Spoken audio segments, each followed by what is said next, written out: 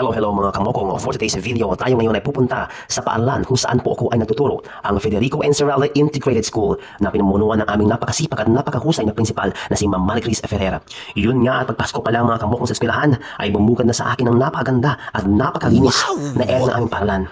Shout out sa aming masipag na janitor na si Kuya MJ at ang aming all-around go-to guy na si Kuya Kelly. Anyways mga kamokong, dito pala tayo sa school upang maten sa isang meeting patungkol sa paghahanda ng pagsimula ng panibagong pagbubukas ng klase sa aming paaralan. Yun nga mga kamokong at nasimula na ang meeting. Shout out sa aming mga magandang MC na sina Ma'am Rika at Ma'am Danica. Yun nga mga kamokong, at behave tayo muna upang mapakinggan ang mga dapat gawin sa pagbukas ng bagong school year.